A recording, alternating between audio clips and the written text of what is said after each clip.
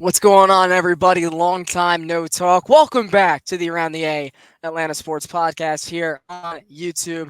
Thank you guys so much for clicking and giving us a chance this afternoon/evening, wherever you're watching. First of all, PSA: if you're watching this and you're a little scared by the length of the video or how long this podcast might be, don't be afraid to go to your settings icon and watch on 1.5 speed. Micah and I and all of our other co-hosts here at Around the A have tried it out and tested it in 1.5 speed. You can hear us clearly, and the episode gets a lot shorter for you guys. For those of you that A, don't have the biggest attention span, or B, don't want to listen as long, don't even have the time, feel free to go to 1.5 speed on the settings icon, even 1.25 speed, and that'll make things just a lot quicker for you guys. So I'll give you guys just a second to do that. But we're glad you're here with us talking some Braves here on recapping this first half. But thank you guys for joining us.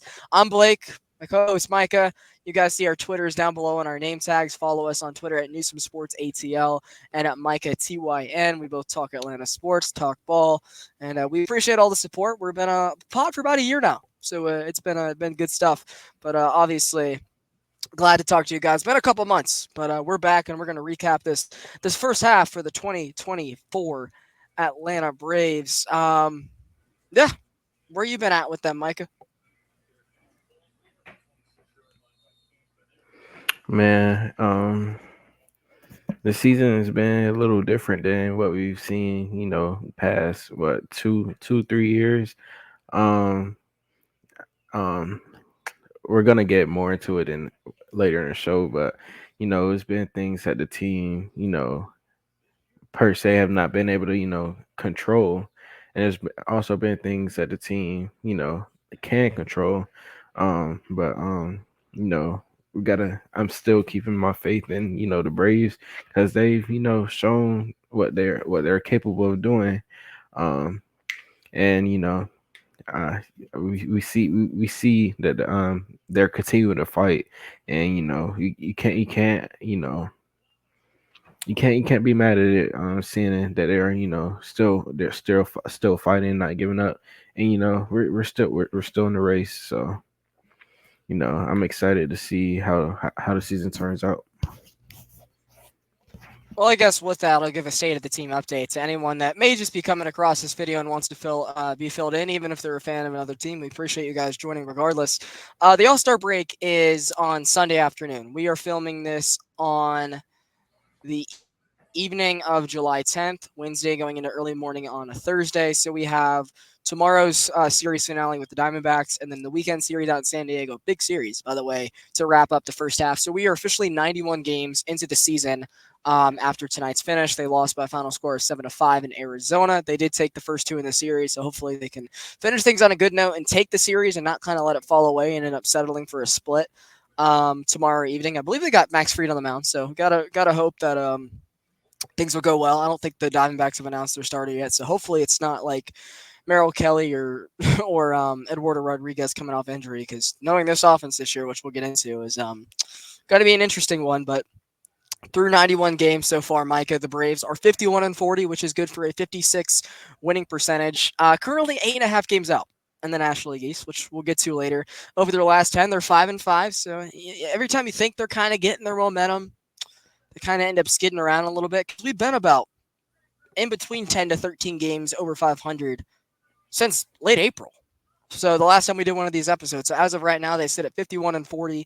They have a plus run differential of 62 runs, which means they've scored 62 more runs this season than they've let up, which is a sign of a very good team. That's usually just kind of like the same thing in football, where people talked about the 2022 Vikings and how even though they were like 13-4, people looked at their point differential and was like, you know what? They look more like an 8 or 9 win team. Like usually the run differential kind of dictates by the season's end where this team's direction is headed. And the Braves currently do have a plus 62 run differential. They have an expected win loss of 53-38. So the computer system says that they're actually about 2 wins shy of what they really are, which shows that this team really is still kind of hanging in the balance there.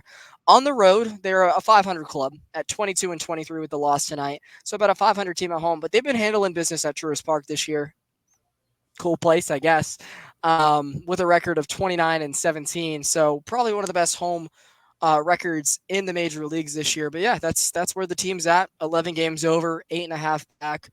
They're 21-20 against teams over 500, so right over the middle, but they're sitting in a good spot where they may be 8.5 back of the Phillies, but they got the best record in the league. They currently still sit 5 games up on the Mets in the standings. So with their wins tonight, they're back over 500 at 46-45. So they're still hanging around. And being that they're not winning the division, they're right in the wild card spots, and they currently do hold that number one spot in the National League wild card, currently sitting 4.5 games above the St. Louis Cardinals, who lost twice today to their in-state rival Kansas City Royals. They, however, have a run differential of -38, which kind of shows you by season's end. I wouldn't be surprised if they weren't in the playoff race, but also right there is San Diego, who we face this weekend. So that's why it's a big series, as I alluded to earlier. Mets, D-backs, Giants, Pirates, all still in the race. So the National League is a crapshoot, but the Braves are sitting decently with ground. A week ago, it was only a game. They only led the Padres at the time for the top wildcard spot by a game. It's back up to 4.5 because the Padres and Cardinals have each lost 3+ straight, while the Braves actually had a nice little win streak that ended tonight. But that's where the team is at. 91 games in out of 162. So about 70, 71 games left to be played. So still a long ways to go. But I did put out a stat last night, Micah. The 2022 club won 101 games. Through 90 games that year, they were 53-37. With the win last night, the Braves were 51-39. So with everything that's gone wrong this year, which we're going to get into, they were still only 2 games back of the 2022 team that won 100+ games and came back from 100, or from not 100, but from 10.5 games to almost at 100.5, 10.5 games to beat the Mets in the division. So that team was a lot more healthy, but it shows that this team could still do it. So they got to go on a roll. Every time it seems like things are kind of coming together, they go right back to where they were. That's the biggest thing in regards to what's different this year, I feel like. But we can get into all that. Like, there's no Ron Washington anymore. There's no Eric Young anymore.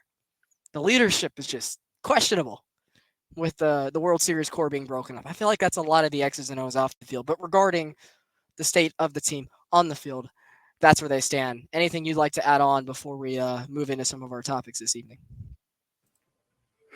I feel like you've covered it all, as broadly as you can with us, about to go into the topics. Well, all right. Let's give our guy the shout out, right? Big Bear. Yes, Marcel Ozuna has sir. definitely been the team's MVP this season. Ozuna from the Braves. Ozuna from the Braves. Marcel Ozuna is a reason that the Braves are still where they're at, where they're within striking distance of the Phillies, where they're not about a 500 club stuck in the middle of the wild card race.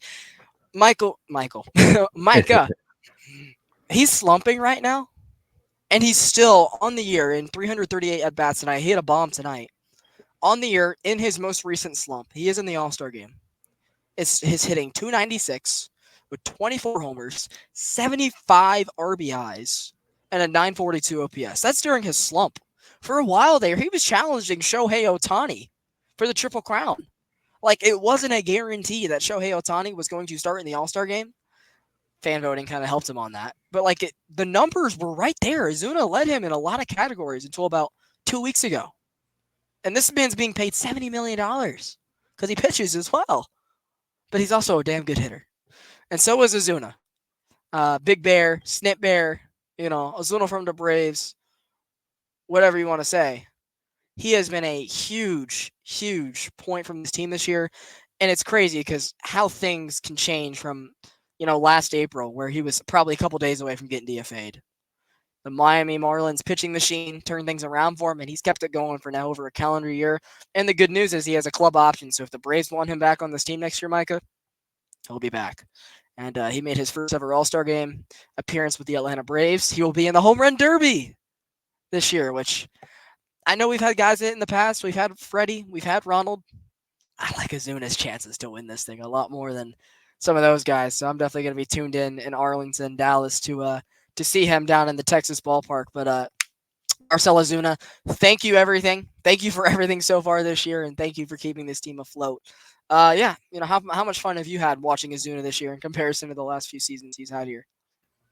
I mean, you saying like who like thinking back to last April. I'm thinking back to like 2, 3, maybe 4 seasons ago, where he wasn't even playing. who would have thought Marcel Ozuna would be, leading this team right now? He's leading the National League in RBIs. He's, he's been our basically our entire offense, our consistently, you know, he's been one of the few bright spots on our offense. And it's just, like every other game, not even every other game, but like every other time I look at my phone, it's Marcelo Zuna single, Marcelo Zuna double, Marcelo Zuna homer. Like Marcelo Ozuna has been that guy for this team this year. And you just love to see players like that step up. Like Blake said, last year he was, this close to, getting DFA'd, and he turned it around. And Snit never gave up on him. Snit knew what he was capable of, and it's, paying off for Snit. And here we are. Here we are, and Ozuna is making Snit look like a very smart man right now, with his production. Ozuna, not not from his other decisions, but the Ozuna decision. Um, but yeah, it's very fun watching Marcel Ozuna play baseball right now. Um, like you said, ready to see what he does in a home run derby. I'm excited to see him be our only. Well, I'm excited that he's in the All Star game, but wish we could have got a couple more position players out there on the All Star team. But it's I'd rather us win later in the season than have all stars. But yeah, to answer your question, it's been really really fun and exciting watching Marcelo Zuna so far this year. Couldn't have put it better myself. And for people wondering why we started this program out with a couple months off with the Azuna shout out, and promise we put this strategically. The reason is, as Micah alluded to, he's been pretty much all the offense. Ozzy Albies has had his spurts. Austin Riley, the last couple weeks, has come alive a little bit more. Olson has been here or there. But, like, most of the year, I mean, Harris, when he's been healthy, hasn't done much. Ronald didn't have his season this year. Murphy hasn't been great. Travis has had some games, but nothing crazy. Kellenic, until the leadoff spot was, Adam Duvall, you already know how I feel, Micah, and the rest of the audience knows how I feel about Adam Duvall in 2024. I don't know, man. Like, he was just a bright spot. Like, pretty much anyone else came up with 2 outs in an inning. You're like, well, this inning's over, but this guy's up. You're like, okay, we might do something here. Um, because the rest of the offense has just been dormant since May 1st. The Braves have had a bottom 5 offense in baseball. Um, until last night, where they won an extra innings in the desert by scoring the ghost runner because they couldn't get one in, scoring the ghost runner and holding off the Diamondbacks from scoring their own. It was the first time in 28 tries that the team had, given up more than 3 runs, and they won a baseball game. Like, that streak was finally broken, and then right back on the horse tonight, where they give up 7, and they put up 5, and they lose. And I'm gonna read some statistics here, and I will disclaimer they're from a couple weeks ago now. That's what happens every once in a while when you can't do shows that consistently. I'm sure things have improved a little bit since these statistics have been put out here, especially in the number category. But this is something that was made middle of last month, right? So it's a couple weeks ago. So that's why I'm saying they were bottom at this point, probably closer to bottom 5, bottom 10 more so now. But until from about May 1st to about mid-June, I'll say, the Braves had a team batting average of 224, which is good for 28th best in the major leagues. A 659 OPS, and OPSs are down across the league this year, so a little bit of sense to it, but a 659 OPS, good for 27th best in the major leagues. A team WRC plus of 87. League average is 100. This team that had the best offense of all time that rivaled the 1928 Yankees and broke many, many, many records last year that ran pretty much the same team back at the time of this, statistical recording, had a WRC plus 13 points lower than league average. Only 36 homers, which is 17th best, so they could still hit the homer. Only 9 stolen bases. Pretty much since the Ronald thing that we'll get into, the running game's been dormant. So it's been harder to play small ball. You don't see a guy get a single, steal second, and another single brings him in. This team doesn't bunt. So that's been a huge issue. They've been hard to get out of slumps. They'd only scored 127 runs over this time length span, which is good for 28th best. But the kicker, and this is why people thought they'd eventually get out of it, they had a 37% hard hit percentage, which is the best in the majors. So it means even when they're making contact, bam, right at someone for a line out, or a diving catch, or a force out on a great play, or a robbed homer. But man, those stats are a couple weeks old now.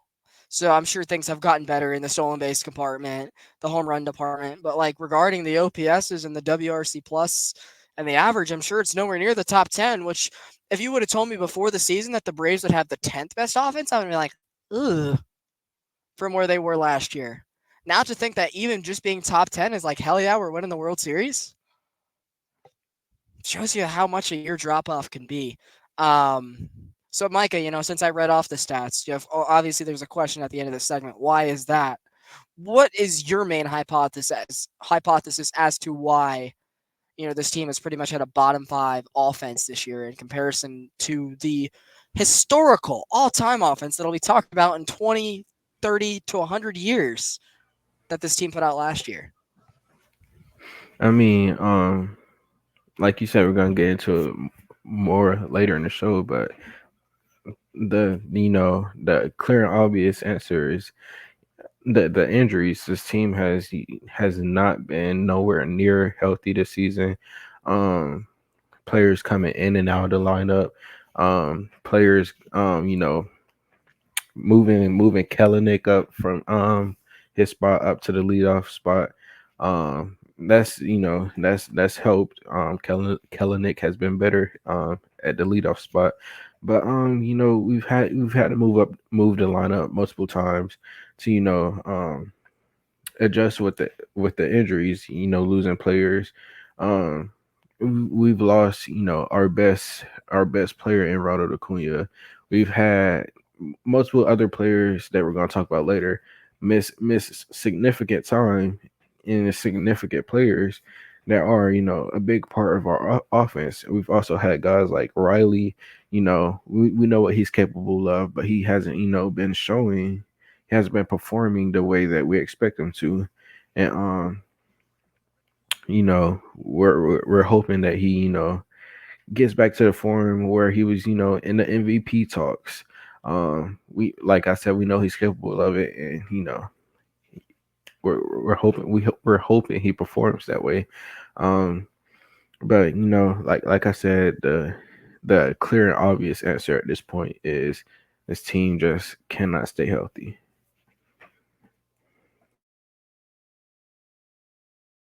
I have 2 stats I want to pull up here from a Twitter account, a buddy of mine, by another fellow Braves podcast. If you guys enjoy what you're listening to here, you'll like what you see from over there.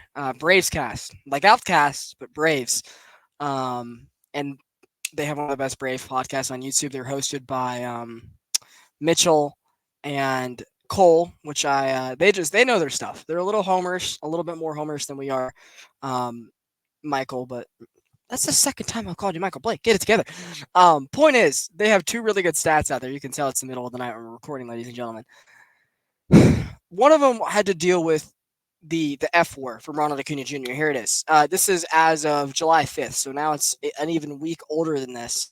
But at the time, it was Ronald Acuna Jr. hasn't played in 40 days, now 48 days. He wasn't having the worst season. He was having the worst season of his career by WRC+, even worse than 2022. And he was still 3rd in F4 among Braves hitters, which says a lot. And to follow up on that, their most recent, statistical tweet that goes into it today, the Braves have only stolen 42 bases this season, as I hinted at a minute ago. 24 of those were swiped by players on the injured list, Ronald Acuna Jr. and Michael Harris. 4 more of those were stolen by players currently in the minor leagues, Forrest Wall and JP Martinez, which means only 33% of Braves stolen bases have been by players currently playing in the Major League roster. Excuse me. I think Kellenick stole one tonight, but that's been a big thing to me. Like this running game is gone. Like when this team is having a hard time scoring runs, like when you hit a single, wouldn't you think you'd try to test it and get to second? That way, you're kind of in extra innings by that point where you can just get them over with two groundouts or flyouts or just another single gets the job done. Like that's been the big thing for me is like we're having a harder time with small ball this year. Like last year, obviously, the offense last year hit 307 homers, which was tied for the most of all time. They slugged. They slugged. But not only that, they took their walks. This team did not strike out as much as it did last year, and it walked more. That's a big difference. So they were getting on base more often because of less strikeouts. They hit more homers. And that's another thing. People, I don't really want to get into it that much, but people are saying the balls are dead this year. I'm not the person that's like, that's the reason we're not as good as we were. But I definitely think there's something to it. Every average exit velocity is down. Um, I definitely think the balls are a little bit deader this year, which makes it harder to hit homers. And when you think about it, when you have a team that's built to slug like the Atlanta Braves, it's harder to come across runs and bunches when the balls are dead. You know, a team that's built to slug with dead balls is just not going to work out that well. And obviously, going into the year, we didn't think the balls would be dead, but think about it. The opening week, Micah, we put up 9 on opening day in Philly. The next day, we followed up by putting up 12. Then in the home opening series, well, we beat the White Sox 9-0. And then we come home on the home opener, walk the D-backs off, come back to beat them 9-8 the next night. Like this offense was in motion.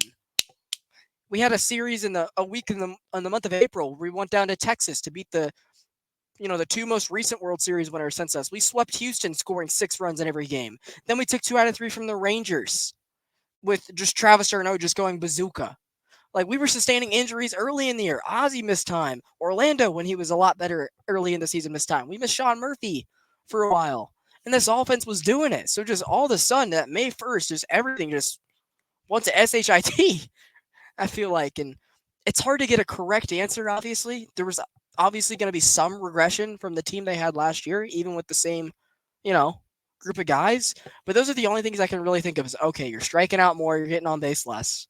When you're getting on base, you're not stealing as much, so it's harder to get runs. So you're having to rely on slugging, and it's harder to slug this year because of the injuries and the balls are dead. So you put that all together, you obviously get a much worse offense. And thank God the pitching's been great this year in comparison to last year because, my God, it's been so boring to watch a lot of these games where they win like 3-1. Go ahead. I know you had something. It's just a question. So like you said, Eric Young, Jr. and Ron Washington, Senior. senior. Oh my gosh, yes, I get that mixed up every time. Junior played recently. He actually was a Brave at the end of his career, I believe. One of the last years of his career. And he's a base coach for the Washington Nationals. So, yes, they're both coaches now, but Senior was with us. Yeah, I keep getting that mixed up. But yeah, since they're gone now, do you with the new first base and third base coach, do you think they're a little more passive, like Eric Young and Ron Washington would have sent them to, still and be more aggressive. Do you think the new coaches are being more passive, scared to send them and, giving them less freedom to, go and still? Yeah. I know early in the year there was an issue with that where we're kind of holding guys where we feel like they shouldn't have held them. I think Tui, obviously the third base coach, hasn't been nearly as bad. He's not been Ron Washington, but I don't think he's been nearly as bad as, people say he has. You bring up a good point, though, because I remember a good span of the month of May where the Braves were just getting picked off every night. They were getting picked off like twice a game. And I was just like, what is happening? And I feel like since that time, the Braves are snit or some analytical guy behind the scenes that we don't know, or even if it's like Eddie Perez, it's like, all right, no more running. And part of it's Ronald. Like Ronald was the running game, but it set up guys like Kellenick. There was a couple times early in the year where Kellenick got thrown out and Snit would get pissed because it would take away an at bat for Acuna with 2 outs. But the pickoff things were just so weird to me. Like Ronald got picked off like 4 times in 5 days, which should have kind of alluded to us something was happening that we're about to discuss. But I feel like since those times in mid-May, the Braves have just stopped running altogether, which, as you said, it's harder to string across things when you have to have 2 or 3 hits and not just a single, steal another single. That's a run with a fast team. That's what the Diamondbacks did to us to keep themselves in the game tonight. and the second night of the series. They found a way to. They're a young, fast team, so they hit a single, they steal, then they hit another single. It's a run instead of having to walk and then single again and then try to hit a three-run homer because sometimes that's not what you need. That's just I don't know, man. It's definitely been a lot really frustrating to watch this offense. It just seems dormant a lot of the time. Certain guys, you look at the lineup before an inning starts and you see, okay, who's due up? Oh, JP Martinez, Adam Duvall, and Orlando Arcia. I'm not expecting anything. We'll be lucky to get a base runner. When last year you're like, ooh, Azuna, ooh, Olson, ooh, Harris, and if it gets to him, Sean Murphy. Wow, we might put up 4. It's a big difference between last year and this year. And let's go ahead and rip the Mandate off Micah. Again, it's been about a month and a half, guys. So people that are watching it, you're probably like, why are you talking about this? We haven't done a show since then. So give us just a minute. We're not going to go too in depth on it, but just to cover analysis. Obviously, in series finale up in Pittsburgh in mid-May, Ronald Acuna Jr. was picked off, and in his pickoff, couldn't get back to the base because of an apparent injury. He was taken out. I'm someone who, obviously, you guys know me as I'm pessimistic, Blake. I didn't think this was going to be that bad for Ronald when he got pulled. I was like, okay, you know what? Maybe it's a little of a knee contusion, it's a sprain, and he'll miss about a month. But maybe this is what he needs because I'm going to be honest, Micah. When he played this year, he wasn't himself. Like the entire season, he was, the Braves highlights are on my TV right now, so I'm a little distracted. But Ronald Acuna Jr. the entire season was not himself. And I thought, okay, maybe a month off allows him to kind of get healthy and clear everything up. He'll be great when he comes back. He'll be that MVP candidate because there's been a lot of stars around baseball this year that haven't been themselves. But over the season, they turn it on. I'm sure you remember Aaron Judge, Micah. He was terrible for about the first 2 months of the season. Turned it on because he just kept with it and he kept with it. And all of a sudden, this team, he was back to doing MVP things. And he might win the MVP and break his old records from 2022 again this year. And he turned it on in a flip of a dime. Ronald could have done the same thing. And I really think we're starting to feel that now. We didn't feel it at first. Obviously, same thing with the Strider thing. It took us a little bit to kind of start feeling the price of him not being in the rotation. I think we're feeling it with Ronald. Having to cycle through all the outfielders, the running game being gone. His power was finally starting to come back before the injury. And before I turn it over to you, Micah, I guess I will just kind of give what his numbers were on the season because they obviously weren't the Ronald Acuna Jr. we were used to, especially coming off the season he had last year.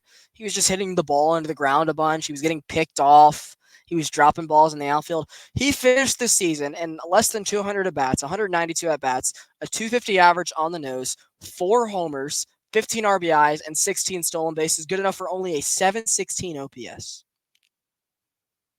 Which, comparing that to last year, 40-plus homers, 70-plus stolen bases, a 300-plus average, over 100 RBIs, and an over 1,000 OPS. Where did this man go? So, it tells me, when you think about it, all the times he was getting picked off, every time he kind of limped out of the batter's box because he hit a ball right into the ground, those couple errors he made in the outfield, something told me that he was hurt for a while, and he let it get too far where he lost his ACL again. And thankfully, it's not the same one, so I think that maybe he'll be able to come back from it. But now it's like, okay, now you got 2 bad knees, but at least it's easier to come back from than the ACL being torn twice. It stings, man. I feel like he just if he had that little bit of time off, if he was a little honest with our trainers, maybe he would be back by now and cooking, and he'd be looking a lot more like himself, and this team would feel a lot more whole with him because it's definitely a lot more gloomier out there without him and Strider in this team anymore. But yeah, I mean, just I know it's about old news at this point, but going back to it and how it relates to this team today, like where do you stand on this, and how do you feel about him coming back from a second ACL injury? Um, we seen in the I think we call it preseason other sports. I believe is spring training in baseball, right? Spring training. We seen him, have a injury scare in spring training with him trying to I forgotten that. Yep. yeah. And it could have been, this injury could have been stemming from that, and Dude, he had a pickle in spring training. Like, what are you doing? Why are you getting in pickles in the fourth inning of a spring? Stop it. You're 26 now. You're no longer 21. Stop it, Ronald. Cost you this year, man. yep, it's like we talked about it when it happened when we did a show earlier this season, and it's just not needed in a spring training game. Your value is too high, too good of a player, and we're seeing how it's affecting the Braves right now. Not having Ronald out there, whether Ronald bat was hot or not, he still put pressure on other teams' defenses, getting him on base. Had the pitcher worried about him stealing a base. His speed was always a problem. Like Ronald's presence on the field is just too good not to have. Like I said, whether he's hitting or not, if he's on the base, his presence is too good, and it just hurts not having him out there. Like I said, he's our best player, and in any sport, not having your best player is gonna take be a bit huge hit to your team, and you do got to give the Braves credit because they're still winning games, and Marcell Ozuna has stepped up, and, been, like Blake said, the MVP for the Braves this season, and but it would have been a lot a lot more sweeter if Ronald Acuna was out there healthy, having fun, because like Blake said, it's not the same without him out there. To piggyback off that, it doesn't just stem with Ronald. Obviously, Strider, we talked about that in the first show. He pitched 9 innings for the team this year. He wasn't really part of the team this year. He pitched the opening day game. He pitched the home opener. He pitched the two firsts of the year, and we won both of those games. So thank you, Spencer. But he wasn't part of the team this year. Let's talk about everything else. Sean Murphy missed 50 games because of an oblique from opening day.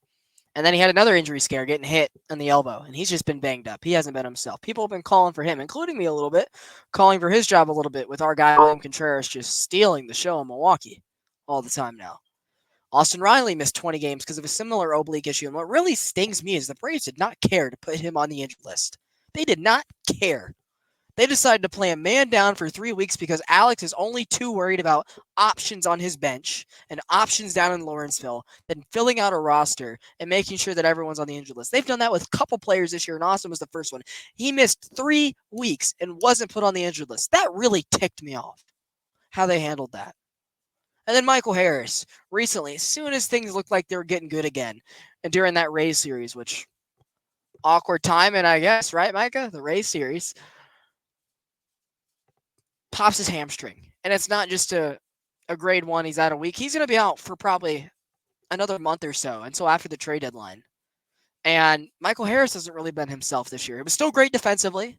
When he was on, he was stealing bases, so he was doing those things. But the guy that was a potential 300 hitter, 900 OPS, 25 homer, 25 double, 25 stolen base candidate this year going into his third season, the local kid, Mr. Stockbridge, he's out. And we don't know when he'll be back. So that's 2 of your outfielders. Your starting catcher that, you traded a lot of your farm for, Orlando Arcia, who has not been himself this year. But I feel like a lot of that has been injuries. He's missed 2 different, 7-game stints, so about 2 weeks worth of ball because of ankle issues and tightness issues and back issues. And he's not a young guy anymore. He's in his 30s. Then you get Ozzy, who broke his toe twice, once early in the season. He missed 15 games. And Giore and Fletcher played that job well, but where are they now? Fletcher's down in Double-A because the Braves don't want to have to deal with his gambling incident because that's how they run as an organization. And they traded Guillorme for pennies on the dollar for Zach Short. So what's going on with that? So that's just the offensive injuries. Then you talk about A.J. Minter and Pierce Johnson, 2 of your high-leverage relievers that are both getting paid like $10 million to pitch in your bullpen this year. They both had arm issues, whether it was dead arm or elbow or shoulder, just scary things for pitchers. They both missed about 3 weeks worth of action because of overuse and dead arm injuries. So that's been a big hit to the bullpen.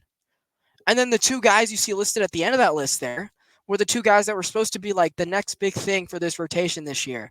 because we didn't expect what we got from Chris Sale, Ronaldo Lopez, and I'll be the first to admit the Ronaldo Lopez thing. I've been completely wrong on him.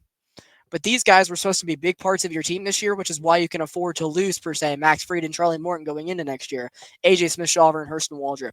Both of them came up and within their first 3 starts got hurt in the major leagues on a spot start. Shawver in his first one, he had pitched 5 scoreless innings. I want to say it was 4 and 2/3, but 5 innings of clean ball against the Cubs and a Braves win up at Wrigley Field back in May. Looked great while doing so. Boom. Exits with elbow issues and is out for 2 months.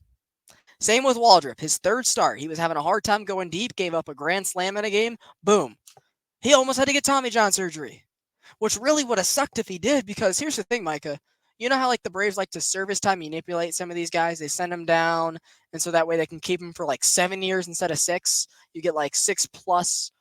Well, the issue is when you send someone down, or when someone goes on the injured list instead of getting sent down, they accumulate major league service time. So Shawver and Waldrop have just been chilling, collecting major league checks, which is cool. They deserve it. They deserve to be paid more than the minor leaguers do, because that's just unfair treatment. But what sucks is like it messes up the Braves' plans in the future, because now going into next year, these guys are going to have more service time accumulated, which is going to be harder to keep them long term, longer, for that extra year. And so it's openly effing things up. And I mean, that's not even all the injuries, man. Brian Anderson, Roman Laureano, like, dog, everybody and their mother has been getting hurt for this team this year.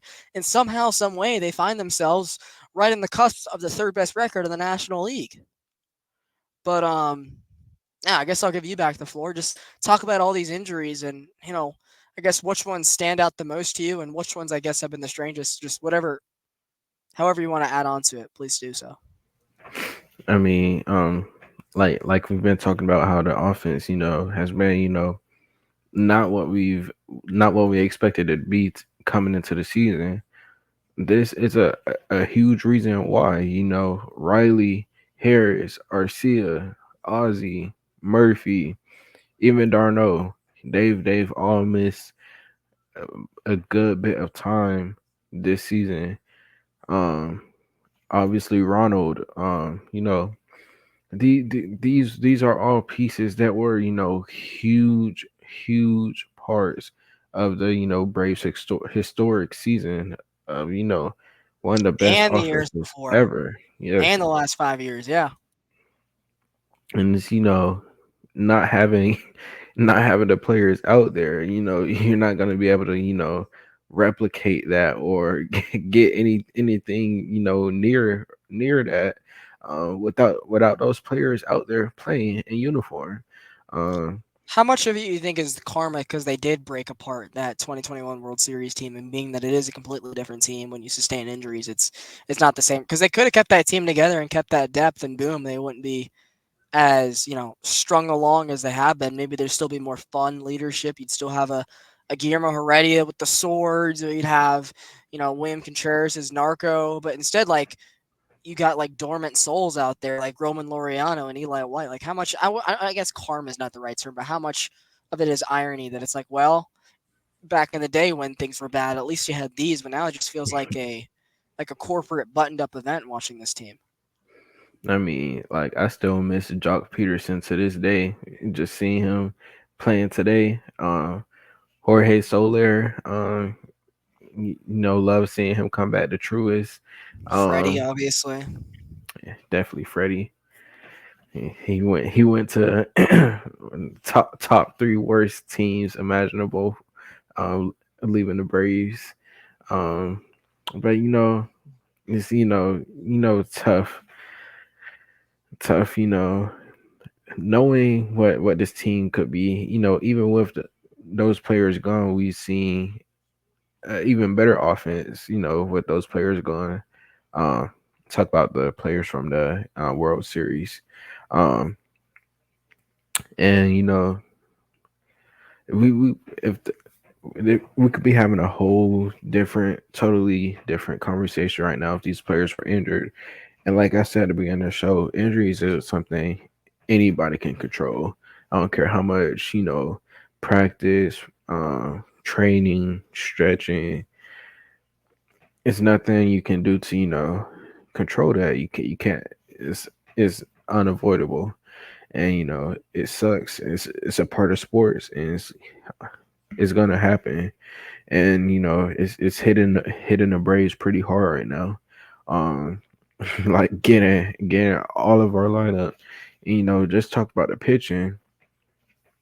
With Strider, that really hurt, but it's been good seeing other guys step up, like the new additions in Chris Sale and Renato Lopez, the two all stars that we're going to talk about more later in the show. Um, they've been everything we needed, and even more. They've been big for us, and the pitching has been a big part of the Braves. Being able to win with the bats, not being hot, and hopefully we're able to get we know we're not gonna get Strider or Acuna back, but hopefully we get Harris back soon, have him ready for the postseason, and hopefully we can go into the postseason as healthy as possible and stay healthy throughout it and get us another ring in the 2020s. Yeah, you bring up a great point because if you would have told me before the season that like I would have saw a do up spot for the lineup, for the next inning, it consisted of like Eli White, Zach Short, and Andy Rosario. I'm like, for who? The Stripers? Oh, the Braves? The Major League Braves? What went wrong? A lot went wrong, and that's just part of the reason this team is where it is. All right, real quick, because we will give a spotlight of the shine to pitching. Shine the spotlight on pitching. I got dyslexia, yes.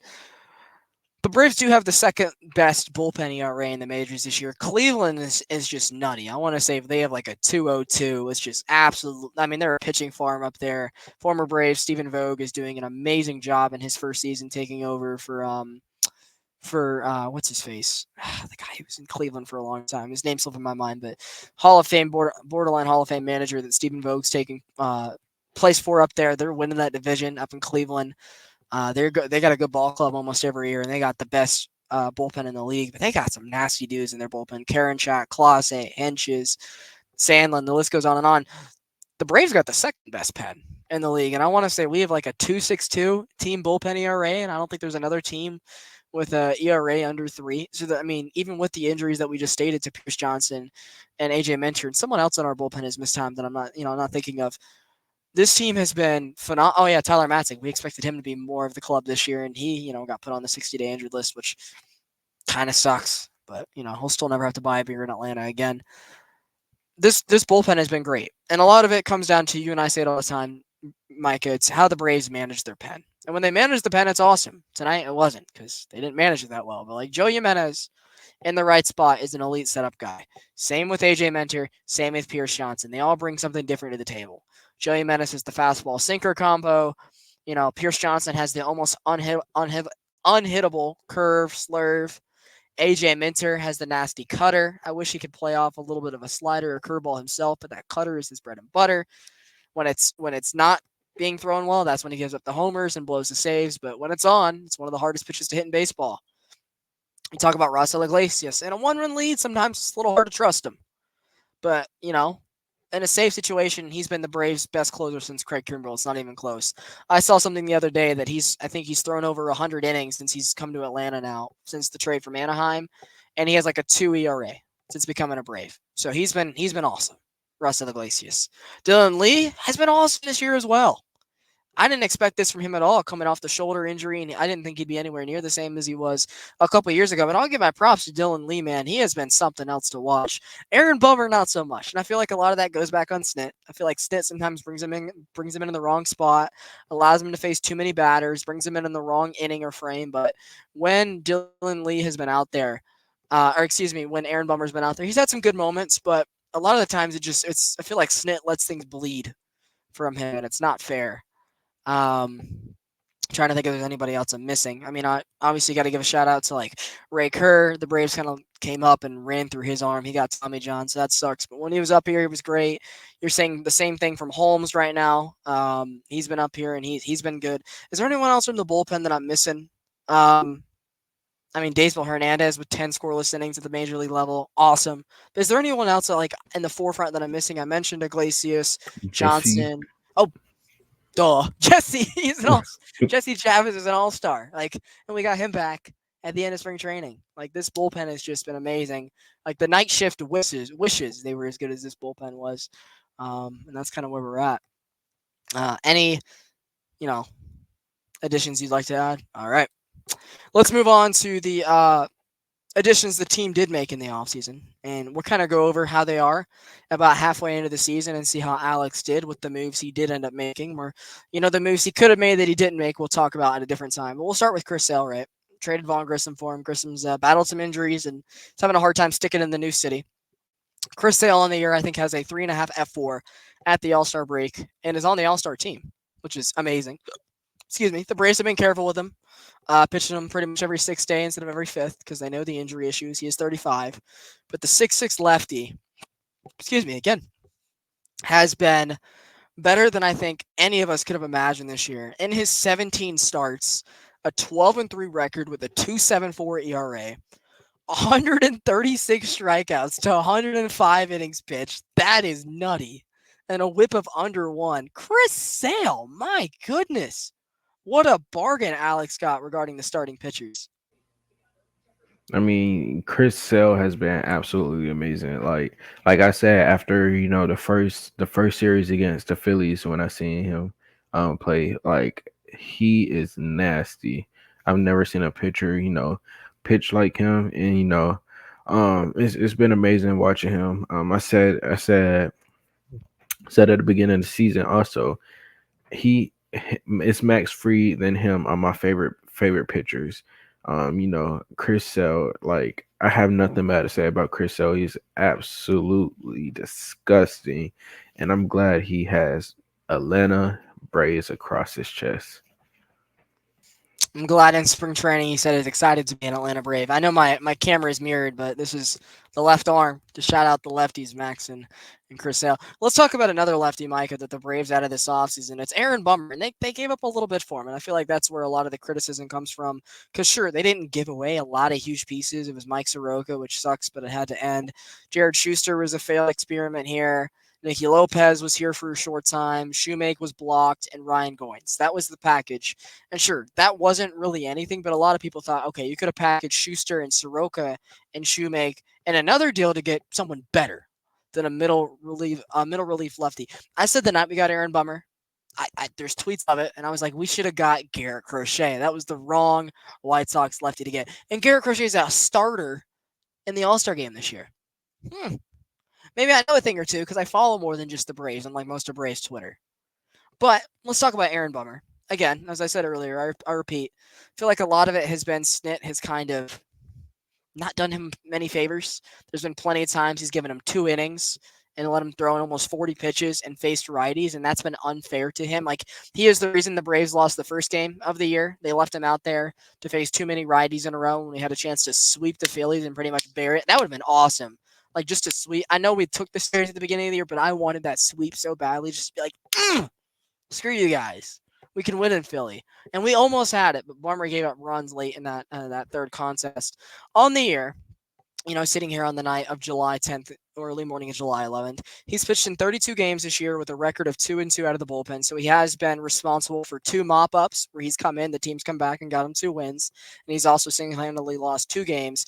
On the year, though, a 3.73 ERA. I don't have his sabermetrics pulled up, so his whip, his FIP, his xFIP, it could be higher, it could be lower. I'm not absolutely sure. We'll have to figure out that on a later date. But a 3.73 ERA, which as well in the second half will be lowered. 31 and a third innings pitched. So 32 games, 31 and a third innings. So there's sometimes he pitches 1 batter. There's sometimes he goes 2 innings. I don't get it. It's the inconsistency from Snit. 34 strikeouts in those 31 and a third innings. So he has been striking guys out, but a whip of 1.56. So a lot of traffic, a lot of base runners. And that's why I really don't like Snit bringing him in when there's guys on base to inherit runners. Those guys are going to score. They're going to score. You got to give him a clean inning. And you got to give him lefties.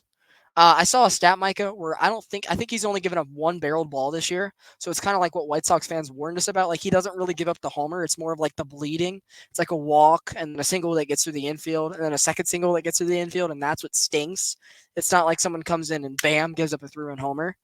But the one thing that's just been frustrating to me is just, I feel like Snit has been overusing him, but also he inconsistently uses him. Sometimes he gets one batter and he's done. There's other times he just clearly doesn't have it. He gives him 2 innings to throw 40 pitches, and I'm just like, what are we doing? But overall, that's where Aaron Bummer is in the on the year. He's kind of slotted in that middle relief spot because of how AJ Minter and Dylan Lee have been this year regarding the other lefty relievers. But that's where things stand at this stand as of this time, and take me through what you've thought of him so far in his first year, because he's going to be here for a while. He's on a 4-year extension. He's going to be here. No, I wouldn't say he's been bad by any means. One of the things that I can say I've learned with baseball is, with pitchers at least, pitchers love a routine. And when pitchers are in a routine, like you're saying, Snit has him going 1 inning sometimes and then going to 2 innings sometimes. It's like he has no consistent routine, so he's Yeah. not able to get into a rhythm. Get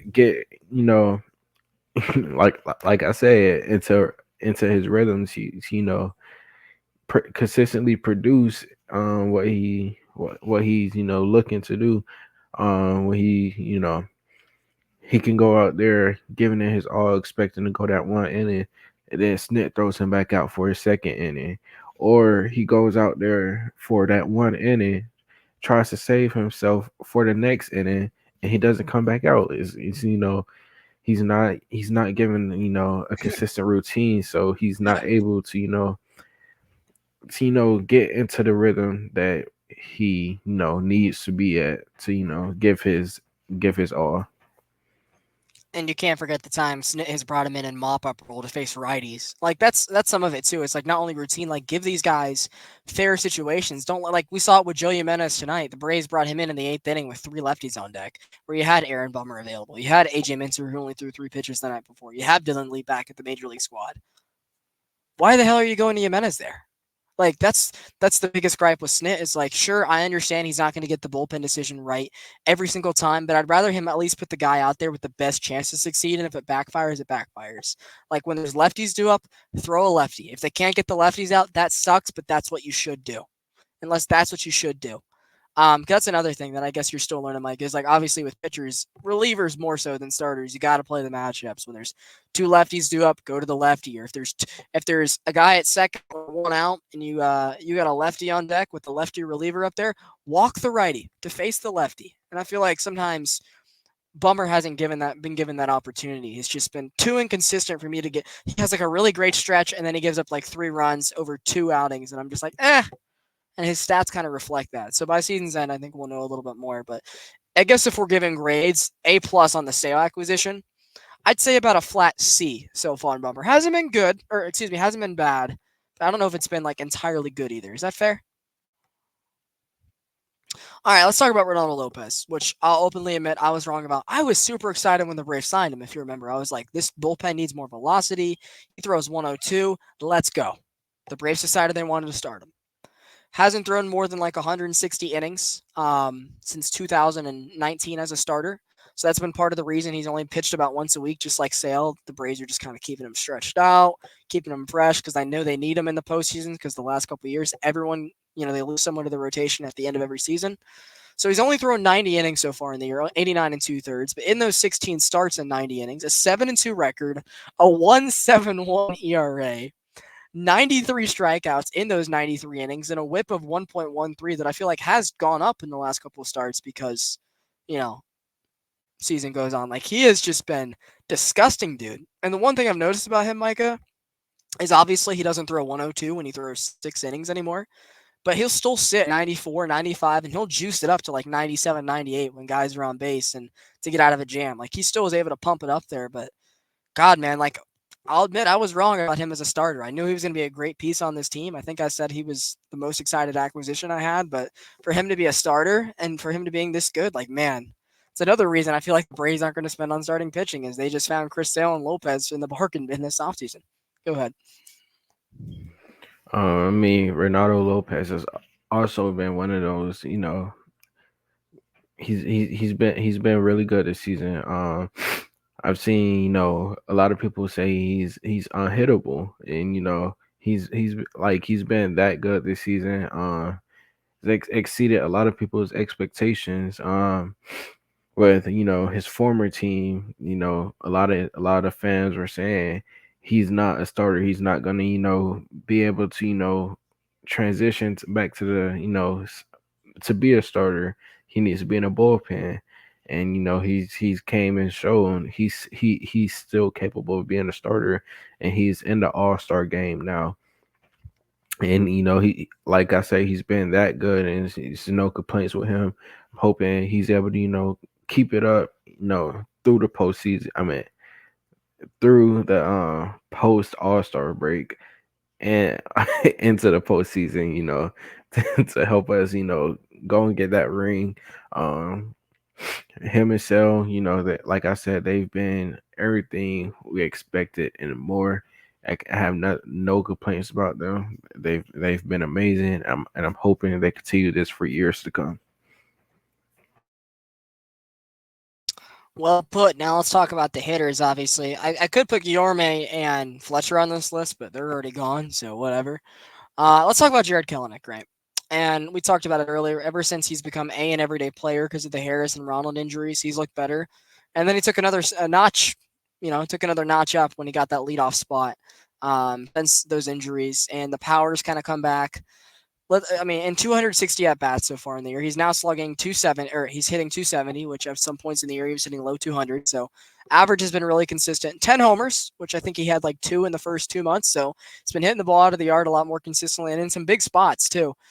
29 RBIs, which again, when he's been hitting in the 9 spot and the leadoff spot throughout points of the year, it's going to be harder to drive in runs. But I feel like they're starting to come in bunches. 5 stolen bases and an OPS of 756. I feel like the next step for him is like, can he get that average to like 280 and an OPS of 800 and just kind of sit there for a while? That'll show me that like he's here to stay for a while. Because just like Bummer, he's got like 4 years of control. Like this dude's gonna be here, and I think the Braves plan on him being the left fielder for a while, or maybe if things don't go well with Ronald becomes a left fielder. Kelenic moves to right field because he is a plus defender, and there's your outfield. Like that's the Braves' plan, is to have Kelenic, Michael, and Ronald in the outfield together for years. Like that is their plan. And Kelenic was like the one piece going into this year. We're like, okay, is he gonna fit? He's fitting so far, and he's looked really good over the last couple months. And yeah, it's he hasn't kicked any coolers yet, so that's been good. He hasn't broken his foot on any coolers like he did in Seattle, but it's definitely been a lot more fun to watch him this year than I thought it would be, being how putrid his spring training was. Micah. I mean, like you said, the beginning, the beginning of the season, spring training, all that. It was a little shaky, a little scary. Wasn't We didn't know what we was gonna get out of him, but He had like 2 hits. yeah, it's like I didn't know if he's going to turn out to be anything in Atlanta. We just heard when we was able to watch the Braves on TV.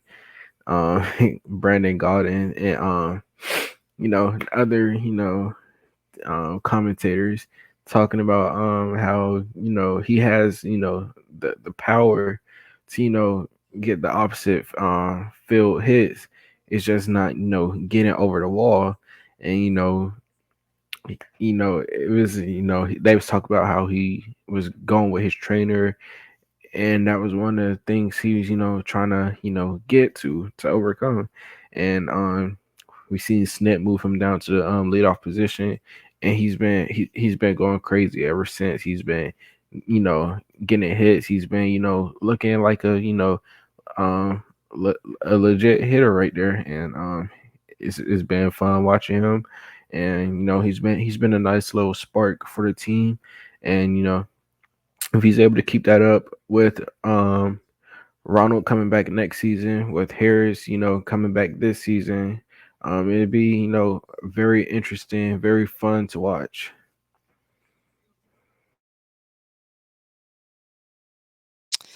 All right, unfortunately, we got to end it on a sour note.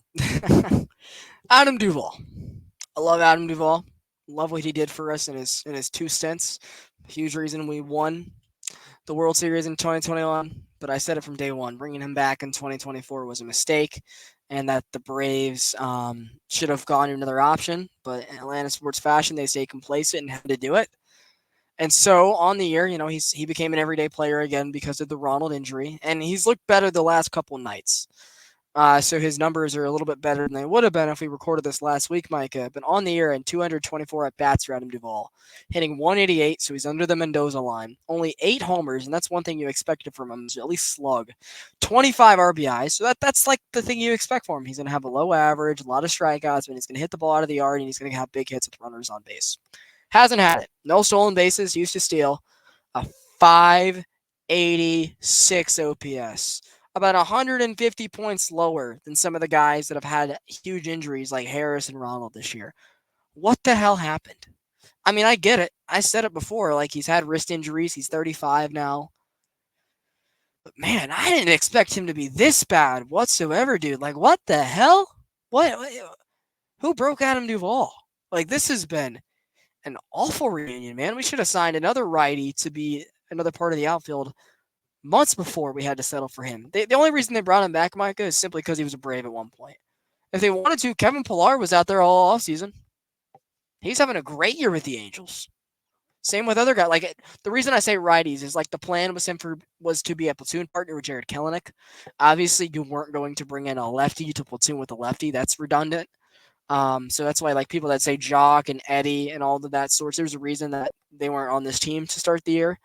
The guys were out there, like Whit Merrifield, like Randall Grichuk, like Michael A. Taylor, who, as bad as Michael Taylor's been, his production's been pretty even to Adam Duvall with better defense and more stolen bases. So I don't know, man. I just feel like the Braves simply brought him back because he was once a part of this team. But being those numbers in Orange July, it's a big sample size now. How are you feeling about 2024 version of Adam Duvall? Trying to think of an analogy. Um, I mean, Jeff T coming back to the Hawks in 2019-20 was a lot better than this. He was a lot better than this. Like, if the Falcons brought back Julio this year. Yeah, like it's this is it's like Blake said, we appreciate all that Duval did, for the World Series team, all he's done in the past, we appreciate him, but now it's like he's giving us a production that Vince Carter gave us in 2018, 2019. Like but at least Vince Carter's a legend and has a lot of like stories. Like, what's Adam Duvall got to tell? I got a kid that loves blooper and I got diabetes. Okay, the Braves. Since I've been watching, I've seen the Braves. They really, really, really like to bring back their old players, no matter how they're playing, the production. They always want to give them another chance. So I get rid of them. Like, Jesse, E-Ray, Adrianza, Culverson, Duvall, now Eddie. Like, what's going on, bro? It's like we're a cult. But Freddie won't be brought back. Or Craig Kimbrell, the ones everyone loves. Freddie and Kimbrell. No. With Duvall, like we seen him, like he has his moments where he's like at the end of June, he had to walk off, or like he has a hit every now and then, but it's like his production Orlando is Arcia has a hit every now and again. his production is not worth him being out there playing at this point in his career. Like Blake mentioned or listed a couple guys who we much rather see out there. But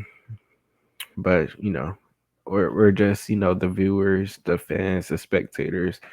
We're not gonna spark any change, so we're stuck watching Adam Duvall.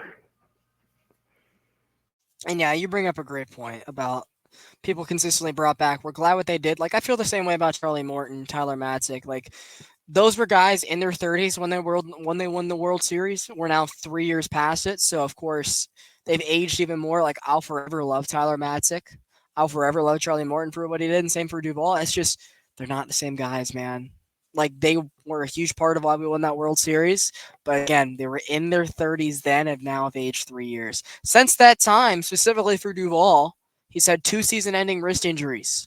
and he's already a guy that has been up and down in the minor leagues in his career, is a diabetic for what it's worth as a professional athlete. Like there's reasons that, you know, he bounces around and the Braves have let him go. So I'm just like either keep him or don't keep him. Why are we playing this tango dance? That's just how I feel. Um, Technically, I guess Jesse was an acquisition since we're going to talk about the All Stars in a second. Let's talk about Jesse's stats on the year, and they're just nutty.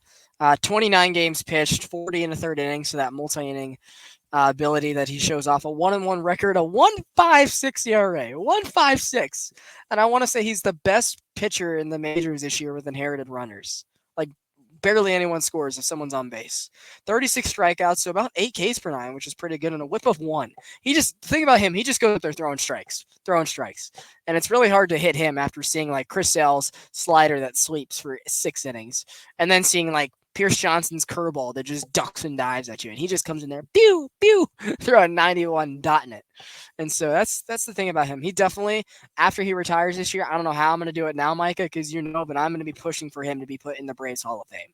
Not the Major League Baseball Hall of Fame, but he needs to be put into the Major League or the Braves Wall of Honor.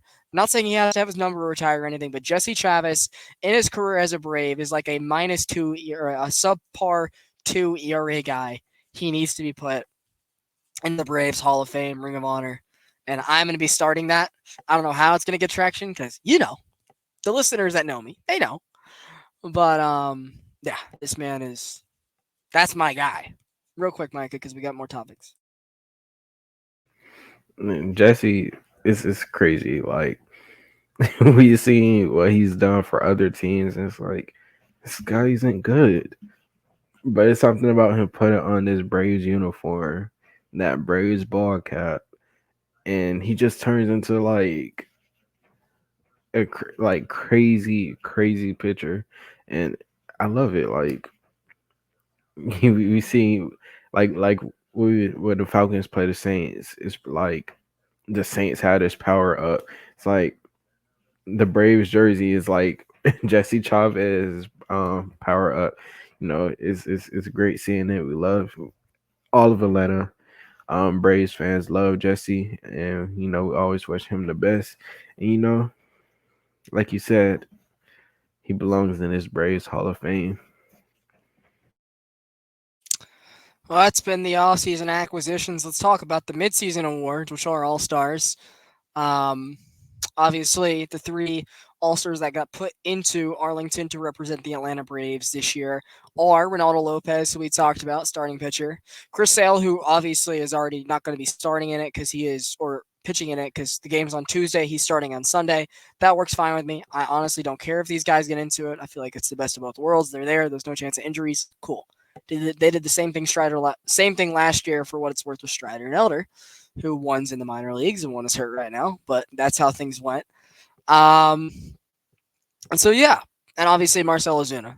I definitely think that you know there's years that people always get snubbed, but a lot of times it works out. There's always people that like bow out from playing, or there's injuries within the last week, so that's why you see kind of in the cards here. Like I still am hopeful that either Max Fried or Jesse Chavez or even like an Ozzy or Olsen, if they're I feel like Ozzy and Olsen are about the same caliber, but Jesse and Fried, I feel like can find a way in. Still, I still have faith that one of them will get in. Maybe more so Jesse because they like to give guys that are kind of on their last year a chance to get in. You see the NBA do that in the All Star game sometimes with the year they had.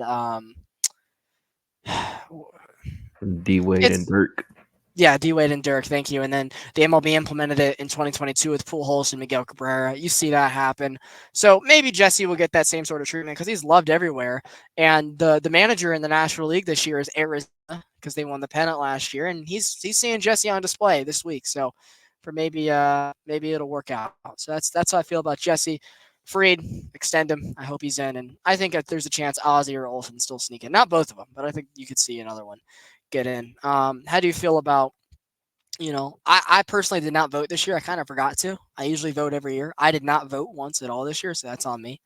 But how do you feel like the people that got in were deserving? Who were the snubs on this team, and are you okay with just the three of them participating, especially with Ozuna also doing the Derby and Sale not pitching in the game, just to be safe? Um, I mean, Lopez, Sales, and Ozuna absolutely 1,000% definitely deserve to be all stars this year. They've been great for the Braves. You know, our bright spots consistently, and you know, I also like that Sale isn't pitching, and I hope Lopez doesn't pitch in this All Star game. We don't want, you know, we've already seen our injury luck that so far this season. We don't want like the worst thing possible is to get injured in an All Star game. Ozuna, I don't think anything will happen for a position player in an All Star game. Especially with Ozuna's play style, he's not gonna try to steal a base or anything. He's gonna take Um, 2 at bats. Shohei will get like 2 at bats, and then they'll bring in Schwarber for like 2 at bats, and then Shohei will probably get 2, and then you'll probably see Schwarber get 1 because he's the backup DH, and then probably about the middle to late innings, Azuna will get an at bat, maybe 2 as a DH. So it's not like he's gonna be running around, So good yeah. point on that. So I'm not worried with Ozuna. It'd be nice to see a couple more Braves get in. Like you said, free. Please, please, please extend him, Alex. Please. I don't. I cannot see him in a Dodgers jersey. I cannot see him in. Any Bro, of those jersey. he has to retire with the Braves, bro. At least get one more contract with the Braves. When he's 36, we'll see. But give him at least another length there for sure. Like I let him play his entire prime in Atlanta. Yeah, isn't it funny? A lot of the things that you and I talk about over the last like year or two, and everyone's like, "You're crazy, you're pessimistic, you're a fake fan. We just won. Why are you thinking this way?" Isn't it funny? Because you and I can admit we kind of think a little bit ahead of the pack. I feel like you and I are always thinking a couple seasons in ahead than the average fan. Isn't it funny to see all these people now all of a sudden saying these same things that we were preaching for the last year and them hating on us for? Like, "Oh my God, if Alex doesn't sign Fried, he's not as good as he was," or "Oh my God, he needs to get over not signing depth." And I mean, you could say the same thing about Hawks and Falcons examples, but I feel like you and I are always a couple years ahead of things because we are kind of degenerate in a way. Um, and we're always thinking a couple years ahead. So people are like, "Oh my God, we won today. Cool. I don't need to complain about everything." While you and I are like, "Okay, good win, but blah blah blah," because that's just where it comes to, right? Because you and I follow more than just Atlanta sports. We see the good franchises. We see where they're at. Um, and so you and I have been like saying these takes for a while about how Alex is cheap with pitching, or he doesn't really do enough job with depth, and that's why we saw the 21 team collapse, and he had to go get people. And same this year. We're going to see at the deadline. We're going to talk about the trade deadline in a little bit. People, I think, give Alex Anthopoulos a lot of love still because of what he did at the 2021 deadline. That's season. That's gone now. What he's done in the last 2 deadlines hasn't cut it. Mike, and I hate to admit it, you know how our parents talk about like they won in 95, obviously, right? You know how like our parents still talk about, well, damn, 98, they won 106 games, but they lost. 96, they were up 2-0 to the Yankees and they lost. 91, they were worst to first and they lost like 1-0. You and I are going to be our parents' age in 20 years talking about the 2023 Braves and how good they were. Because, like, the 2019 team was good. The 2022 team was good. But last year was so good. All they needed was a little bit of pitching at the deadline, and they did not go get it. They settled for Brad Hand and Yanni Chirinos. Nicky Lopez was good. Pierce Johnson was good, but they did not do what they needed to overcome beating a team like the Phillies in a best of 5, and then to beat them a team like the Dodgers in your National League, or the Snakes that went on to win the pennant, that added depth at the deadline last year. They did not do that. And I feel like you and I are going to be talking about that in 20 years if we don't win another ring in the next couple of years about, damn, we really only won 1 ring, and that year is going to sting the most because of all the records they broke and how complacent they sat at the deadline. So let's talk about the deadline for a minute, right? Good transition. I think I'm pretty good at those at least. What would you say is the biggest need at the trade deadline this year? I guess, yeah, I'll let you go first because I've been talking for a minute. I have my answer, but I want to see what you think. Like, what is the most important need for the Braves at the trade deadline? And if you want to, in hindsight, what do you think Alex will do instead? Because whenever we need a zing, he zangs. Like, tell me what you think's gonna happen. I mean, I think a pretty big need for us is outfielder.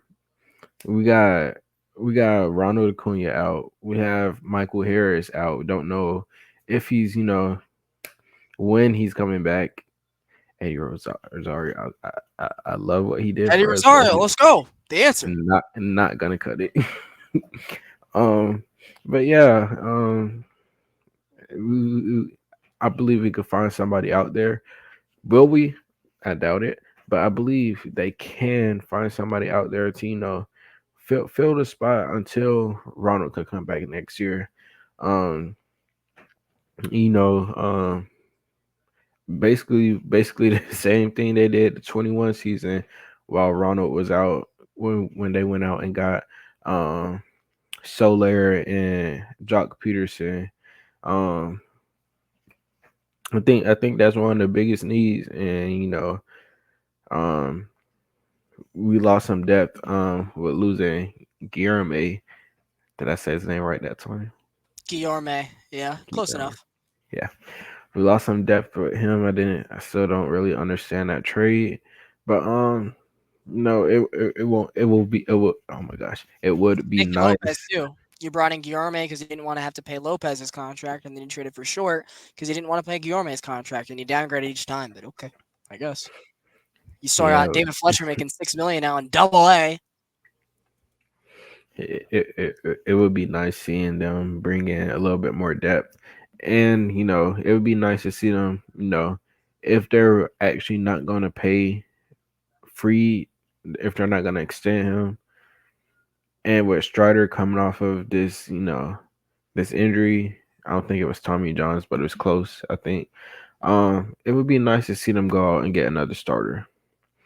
I don't know if it's not a pressing need at this moment, but going into next offseason, if you don't extend for Freed and not knowing what you're gonna get out of Strider, we're gonna need another Morton's a starter free agent too. on this team. I don't think Morton, with his age, I Yeah, don't see them bringing him back on another contract. at least hopefully not for 20 million again. Because I think that's the most critical I am about him. I'm like he's still a decent. Like he pitched good tonight. He went 6 1/3, 3 earned. Snit kind of left him out to dry by bringing in another pitcher by the same repertoire, so the run came in. So 6 1/3, 4 earned, kept the Braves in the game. He's got about a 4 ERA. I just think the biggest issue with him is he just makes 20 million, but it's similar to Aaron Bummer, where like he just lets stuff bleed. Like he walks guys, he hits guys in the back foot, and it turns into like he gave up 2 homers tonight, both with 2 outs, 2 strikes. Like it's just the inconsistencies with Morton for how much he's paid. Like if he was paid $5 million, I'd be like, that's awesome. But it's just I don't know. We'll have the Charlie Morton arguments for a different episode. Because we will be doing these more often. We'll probably do an All Star Week show, to be honest. But so did you ever end up answering like what you think Alex will do instead? Because you answered like starting pitching. So like, what will he instead do? I Get don't another even. catcher? I mean, I just see him like we have bad as in Landry Fields, and then we have good moments with Yeah. Alex, and then we have so many different like from Alex and Terry and Landry, and it's like our Thomas Dimitrov, Travis Schlenk. Even before Alex, where you had John Campoloa, who's banned for life, like me. like like one thing all of those GMs have had in common is they had a what's the word, a weird habit of going out and getting something we don't need at the moment, something that doesn't make sense for us at the moment. And I think at this point with the Braves, we have too many needs for Alex to be able to do that this season. Um, Which is why you'd make the moves last season. All you needed was a little bit of pitching. You needed one more starter and one more lefty reliever. Last year, you didn't need anything. You had the offense, you had the bullpen, you had Kyle and Max coming back. That's why last year's going to sting so much. They didn't need it too much. Oh, man. My heart. but to answer your question, I think he go out and get you know another arm for the bullpen. Okay, so the next Jayco to Rizziano Torinos. Got it. All right, time for me to get on my soapbox for a minute because let's take a trip down memory lane. I'm going to take you through the history of Alex Anthopoulos at the trade deadline. I'm going to start back all the way in 2018, right? Got Kevin Gosman, got Brad Brock. They were decent additions for a team that won their first division title since 2013. Those were good pickups. They were good. But Kevin Gosman was not who he has been the rest of his career in Atlanta. He had a career 6-year ERA with the Braves. But Kevin Gosman in his career, I actually look, since he went back to San Francisco and now with Toronto, Kevin Gosman's now in his 33-year-old season. Not pitching so this year, so maybe the fall have started to happen. But over the last like 5 years since that 2018 and 19 season where we cut bait with him, has a career ERA under 4.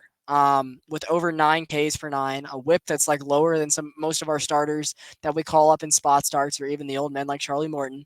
Like that's the one that I feel like Kevin Gosman experiment didn't work out with starting pitching. So I feel like since that point, Alex has like not cared to trade for starting pitchers at all. Like at all. Like he got Chris Sale for nothing. That was kind of surprising. But even Chris Sale was coming off injuries. We just haven't paid the price for guaranteed pitching. That was the 2018 deadline. 2019, he had to focus on bullpen because that was the year we were blowing games. We had Luke Jackson closing. We didn't have Will Smith yet. And playoff Will Smith was good. That deadline, we had to trade for Chris Martin, who was good for many years with the Braves, Shane Green, and Mark Melanson. Like, and Alex never wanted to put himself in that situation again, so he learned. And if you notice the last couple off seasons, he's always signing minor league relievers that have upside, and he's always stacking the pen. He's not been afraid to extend relievers since that time. Like I do think AJ Minter will get extended. I'm not too afraid on him. Max Fried, different story. But I think AJ Minter will be here, and you see it. He's extended a lot of this bullpen. Bummer. Um, Matzek has an extension. Lopez, excuse me, not Lopez. Jesse has been back many times, but even just this offseason, Jimenez and Pierce got extended. Like this bullpen is going to be here for a while. You got options in AAA. Lee, Daysbell. So because of that deadline. So you're seeing how he's learning. 2020, short season. I won't give him a lot, but if you remember, we were up 3-1 in a championship series and ran out of pitching. What did they not get at the deadline? Pitching. They went after a guy named Robbie Erlin. You probably never heard of him because he wasn't very good. He was not on the postseason roster. So they had Ian Anderson, a rookie, come save the day. It didn't work because Soroka tore his Achilles that year. So going into 2021, he had to do it because the team was in a spot where they could still win the division. So they went out and they got the guys, right? They went and got Jorge Soler, Jock Peterson, Adam Duvall, and Eddie Rosario. Also got Stephen Vogt and Richard Rodriguez and another guy. So he made like 7 moves that year, but he had to because of all the injuries. He had no depth on that roster. But people forget he didn't really give up many pieces for him. We traded Pablo Sandoval, who immediately got DFA'd for Eddie Rosario, the Panda. We traded Bryce Ball, who was like a double-A first base prospect for Jock Peterson. We were never going to use him with Freddie Freeman and then Matt Olson on the roster for many years to come.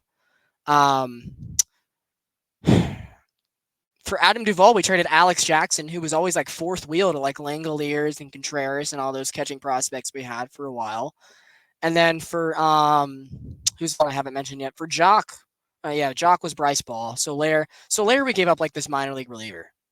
So like he didn't give up much. The one thing that I think he wishes he didn't do is he gave up Richard Rodriguez, who didn't make the playoff roster, and we gave away Bryce Wilson, who has turned into a very decent reliever for the Brewers the last couple of years. But then even Stephen Vogt, who we mentioned earlier, is now the manager of the Guardians. Like that didn't give up much. He made that Jock and Vogt move right away, and then everything else came like right before the deadline. And because of that, people have kind of given him the pass. 2022, he got Russell Iglesias. He was great, but other than that, didn't do much. Jake Odorizzi sucked. Robbie Grossman sucked. And that was about all he did that deadline. And that team did enough to beat the Mets, but lost in the first round. And then last year, Nicky Lopez was good, but you immediately traded him because you didn't want to pay his contract. But that wasn't a need. You didn't really need a utility man last year. Pierce Johnson was good. Brad Hand was not. And they traded for him to be the strict left-handed reliever because they expected everybody to come back. And same thing for Yonny Chirinos. Like the Braves last year banked on everybody staying healthy. And that's just something they're going to learn. Injuries will always happen. And people kind of hate me on this. Like, oh, why are you wishing injuries? I'm not wishing injuries, Micah. It's that they're inevitable. Like I was pushing for the Braves to sign a platoon partner with Kelenic because I'm like, okay, at some point, Michael or Ronald or Kelenic will get hurt and we need more. At some point, one of these starting pitchers will get hurt. So we need more than just the four bona fide guys we have now. Because Strider got hurt right away. And the same thing happened last year. The Braves didn't go out and get pieces last year because they thought Kyle Wright and Max Fried and Jesse Chavez and Nick Anderson and Dylan Lee, and I'm probably leaving out a guy or two, would all just come back and immediately just fit right into where they were. And that's just not reality. And that's why you see the teams like the Phillies or the Diamondbacks last year that come in hot with these new additions they've made just kind of go on the run that we did in 2021 because they were active and they made moves. So to answer your question, I still think it's starting pitching. Obviously, I'm still a believer that starting pitching wins the postseason. I think the offense can outslug in the regular season, but starting pitching wins in the postseason. Game shorten, series shorten. I look at all the most recent World Series winners, and they all have really good rotations. The Rangers did last. The Rangers were a good team last year, Micah. And at the trade deadline, they said, "Give me Jordan Montgomery and Max Scherzer because I want more. I want more." The Astros in 2022 had the most stacked rotation I've seen in a while with Verlander and Urquidy and Valdez and Javier and McCullers stacked. The 2020 Dodgers, 2019 Nationals had Corbin, Strasburg, Anibal Sanchez, and Scherzer. Four really good starters. The Braves 2021 team was Ian Anderson on a hope of prayers with Charlie Morton on a broken leg and Max Fried. Like, there's a reason we haven't advanced more than just 2 years in the 6-year run. There's a reason. It's because we don't have the pitching. So I'll still say that's the thing. It's starting pitching. But you brought up a great point earlier. We need more than just starting pitching this year. We need outfielders. We might need a shortstop. We don't have the assets to get all of them. So that's why last year I look back on it, I'm like, damn, that was your year to do something. To win a second ring that you couldn't in the 90s. Because who knows how this team looks after this year. AJ Minter might not be here. Max Fried might not be here. Spencer Strider and Ronald Acuna Jr. might not ever be the same again. Matt Olson might not ever have a year, never have a year that he had last year. And that's okay. But you might have cost yourself a chance to win multiple rings because you've already broken up that core that won the World Series. And that's just the reality we live in. So hopefully they go out and get a starting pitcher that's not Jake Odorizzi or Robbie Erlin at the deadline. They go out and get someone that's good, that can fit in this rotation. So if they get out of the wild card series, they can go toe-to-toe with the best of them. But obviously the offense will need some work too. I think that'll be done. But I'm not expecting it. Like, people are already expecting like Luis Robert or like Brent Rooker. That's not happening. It'll be like Gavin Sheets or some guy like Jared Kelenic that's like a failed prospect that not many Braves fans have heard of, and you just got to live with it and just hope it works out. And if it works out, they'll go far. If they don't, they'll lose again. And that's the reality of the situation. Do you think I summed it up nicely, or where are your thoughts on that? I mean, you made all good points. Um, um, that's It's a going lot back to take to in for sure. and that's going back to what you call Alex bringing back the old Braves, giving them multiple Yeah. chances. It just shows you how you and I always think a step or two ahead. Like, I went all the way back 6 years to look at track records. And I talked about other teams than just us that have won the World Series and what it took. That's why I feel like our takes pan out better than most people's long term, because we're not just, oh, we won, cool. Oh, this guy won with us before, cool. Yeah. I mean, like Alex definitely put this team is in a tough position to get another ring, given him being, let's say, you know, somewhat passive at the last deadline, not going out and getting another starter. And now at this point, we have injuries everywhere.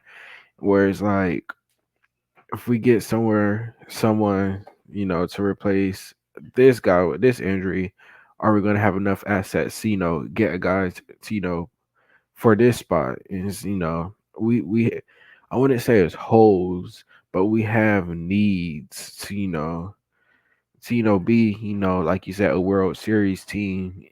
Be get that second ring. And like I said, Alex has put this team in a tough position to do that.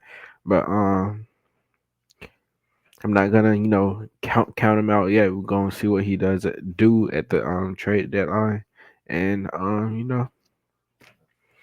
hopefully we get stronger and better after the deadline. Real quickly, because we are coming up on time, like I guess I'll state like they are trying to do everything they can in house before they get to the deadline. Like speaking on the outfielder specifically, because obviously the Ronald and Harris injuries have caused that. Duvall's underperformance as well. They've called up 5 different Gwinnett Striper outfielders this year just to try and see what they got. They tried out JP Martinez. They tried out Luke Williams. They tried out Forrest Wall. They tried out Roman Loriana, who also got injured and they didn't put him on the injury list. They signed Brian Anderson. And now most recently they've called up Eli White. Like they've called up pretty much everybody. Like maybe Justin Dean and like Jesse Franklin or like some of the other ones they could trot out there. But like the Braves have tried pretty much every option in AAA to see if they can just get a hot spark and see if someone will fit. And the pitching too. They ran through Darius Vines and Bryce Elder many times this year. Ray Kerr they tried as a starter. That was never expected. That shows desperation. They went out and they have called up Waldrop and Shawver and Schwellenbach. We haven't mentioned this episode, but next episode we'll definitely dive into it even more. They've tried it. They went out and got everybody. I don't think we saw Dylan Dodd, but we saw Alan Winans. Like we went through everybody. So they tried everything, and as we see now, like they brought back Eddie Rosario, who is not the same guy he was. There's a reason the Braves let him go for a $9 million option on the year. It just part of it is because he was in center field with the Nationals. That was a little disastrous decision for them. But on the year, his stats are very similar to Adam Duvall: 183 average, 7 homers, 8 stolen bases. So he was stealing a little bit more for them than he was here. 26 RBIs and a 550 OPS. He's just not the same guy that was Eddie a couple years ago. But they're hoping that, for the meantime, they're going to give him a shot and he'll spark something for this team. Mike, anything you'd like to add on that before we try to wrap things up? We got one more topic to talk about tonight. Fortunately, don't have enough time to cover this. We will in a future episode. As we talked about with the team earlier, the state of where they're at, where things could be better, where things are worse. I guess for me, I look at like the White Sox series that they lost 2 or 3 from. That kind of stings. I feel like you should have at least taken 2 or maybe even swept in that series, and that's 2 more wins for you right there. You're 6.5 back of the Phillies. What really stinks for me the most, Micah, is the Nationals are a 42-51 team this year, and we are 2-6 against them so far this year. We lost 3 out of 4 to them in back-to-back weeks. You should easily have gone 4-4, if not 5-3, 6-2. If this team was playing at the caliber they should have, and instead of being 8.5 back of the Phillies, you're right there at like 4 games.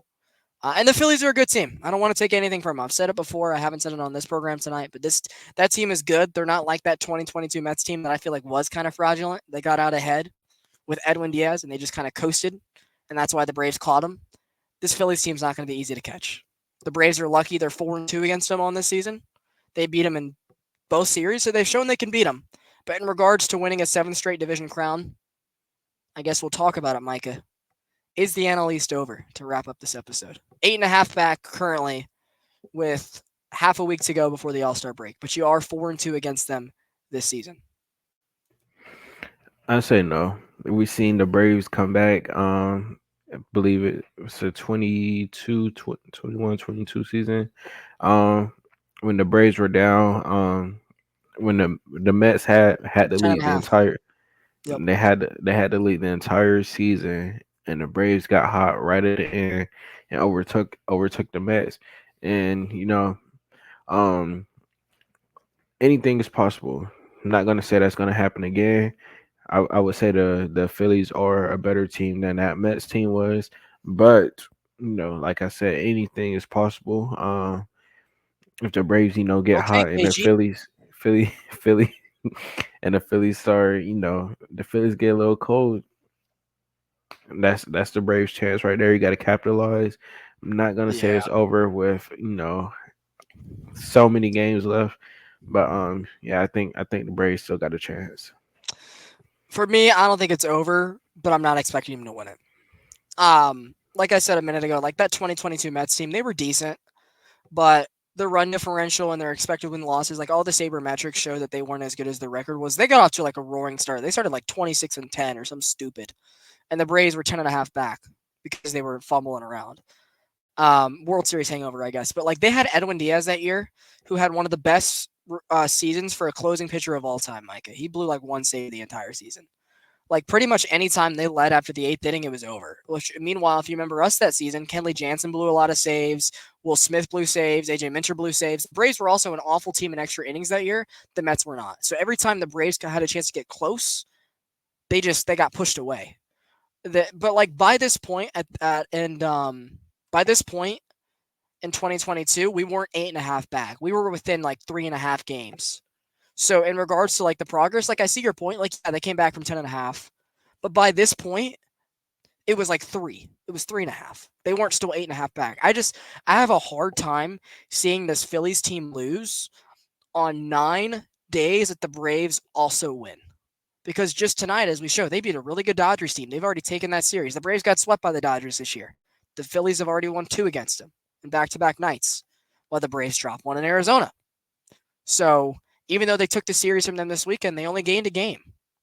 And it was a big series win. I'm love that we beat them. I'm like, haha, because at the end of the day, it's still at Philly. But the realist in me, I don't see a world where, because the Phillies are going to add at the deadline. They will. You can't say, oh, maybe they'll get injured because they've dealt with injuries. We've dealt with more for sure. That's part of why we're further behind. But we've seen this team just limp around. They've lost series to the White Sox and the Nationals. There's a reason they're in this hole. They're 3-3 against the Mets. The Phillies have pummeled the Mets this year. And so I have a hard time seeing that team that has a higher payroll than us at the end of the day, losing on 9 days. The Braves also win just to catch them. We're 8.5 back. So I think it's going to be tough. But I'll leave it on this culprit. Everyone's saying that the bye is bad and that the break is hurting us. Let's try the wild card route. Let's see. Let's just go in. Your pitchers aren't going to be lined up as well because you're going to have to be playing until the end. So let's go in with our 2-3-1 with our season on the line, best of 3 at Truist. And if we lose that, everyone's going to be like, oh, it's because Ronald and Strider were out for the year. But let's see it. Obviously, we weren't going to win 14 division titles in a row again. But let's try the wild card because it seemed to work for the Phillies really well the last couple of years. The one thing that's funny to me, Micah, is now every time they're like, how many games back are you? I'm like, we said that to y'all so much the last 2 years, but how did that work out? Because all you have to do is respond with the bat slam gif or the gif of of Arcia getting stared at by Harper. So now they want to use the same logic. Isn't that funny how things work? Because we said that all to them the last 2-3 years. It doesn't make sense until you're using it, and well, in their case, until they're using it.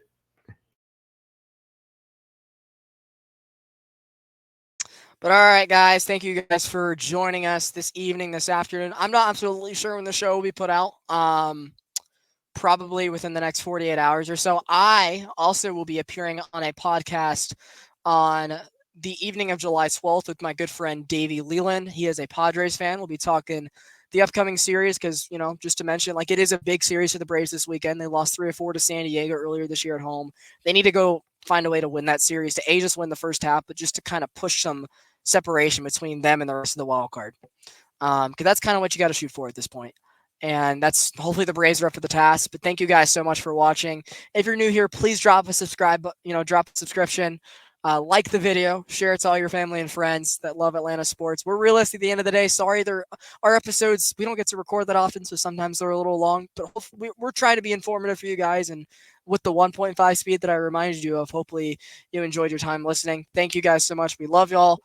Follow us on Twitter at Newsman Sports ATL and at Micah TYN.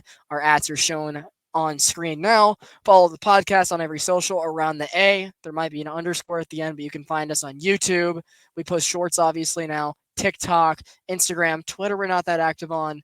And shout out to Cordell, Dylan, and Connor as well that help run this program.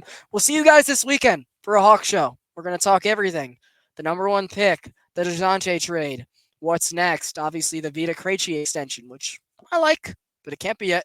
Will Capella be traded? Everything you guys want to hear when we come in this weekend, and hopefully Cordell will find a way to join us. But Micah, any final thoughts this evening before we sign off and tell the listeners that everything's going to be all right after a 2.5-month hiatus? Just stay tuned. We're trying to get more out for y'all. We're trying to get on a consistent schedule. I know we've been saying that since a year ago, but You and I talk behind the scenes a lot about it. That's all they need to know. yeah, we're trying, and like I said, stay tuned. Continue to support. Continue to subscribe, share, like. Um, like Blake said, you can reach out to us on social media. We always, open to talk sports. That's what we do. We're sports heads. We love to talk sports. So Even if it we costs us our ability to go to places. Yeah. Open freedom, freedom of speech, America. we love sports. We want to, we want to have fun. Just Twitter right here, Instagram, whatever. Reach out to us. Like I said, continue to support. Let's go Braves, Falcons, Hawks. Even though the Hawks make it hard sometimes, and the Falcons and the Braves, we're gonna continue to support. One last thing, Micah. Catch.